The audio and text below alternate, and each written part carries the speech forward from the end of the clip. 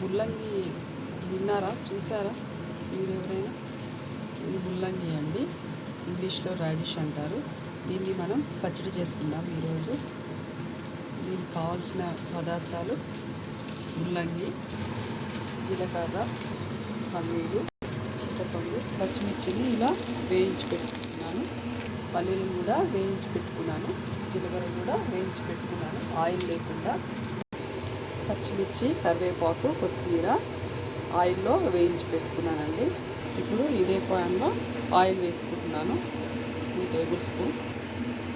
Oil వేడెక్కిందండి. ఇప్పుడు radish ముక్కలు వేసుకున్నాం.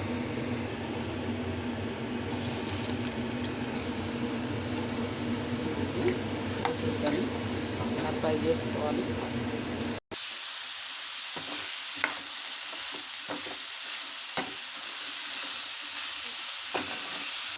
చూసారా, కొద్దిగా కలర్ చేంజ్ అయిందండి. ఇంకా కొద్దిసేపు ఉంచాలి, ఇంకా వేగాలి కొంచెం. ఇప్పుడు ఫ్రై అయిపోయిందండి. ఇప్పుడు పసుపు వేసుకున్నాం. నెక్స్ట్ రుచికి సరిపడా సాల్ట్ వేసుకున్నాం.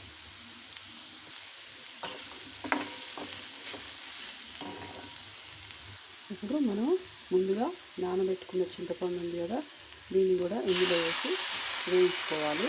కొద్దిగా కొంచెం ఫ్రై అవ్వాలండి. చింతపండు మొత్తం ఉడికిపోయిందండి. ఇది బయటతో ఎలాగంటే ముక్కలు అయిపోతుంది.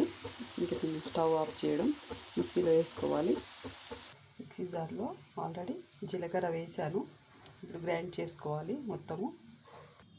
జీలకర్ర, పల్లీలు ఫస్ట్ గ్రైండ్ చేసుకోవాలండి కొంచెం బరకగా. ఇప్పుడు వేయించి పెట్టుకున్న పచ్చిమిర్చి, కరివేపాకు గ్రైండ్ చేసుకోవాలి.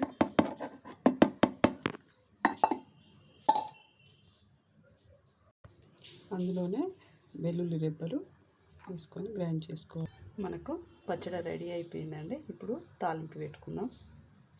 స్టవ్ వెలిగించి ప్యాన్ పెట్టుకొని చిన్న కడాయి, తాలింపుకి ఆయిల్ వేసుకుందాం. ఆల్రెడీ మనం అన్నీ నూనెలో వేయించాం కాబట్టి ఆయిల్కి కొద్దిగానే ఆయిల్ వేస్తున్నాను.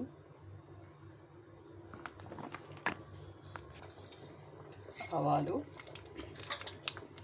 జీలకర్ర, ఎండుమిర్చి, కరివేపాకు, కొద్దిగా ఇంగువ పౌడర్ అండి. కావాల్సిన ఇందులో వేసుకోవాలి. ఎంతో టేస్టీగా ఉండే రాడిష్ పచ్చడి రెడీ అయిపోయిందండి. ముల్లంగి పచ్చడి మీరు కూడా ట్రై చేసి చూడండి. ఓకే అండి, బాయ్.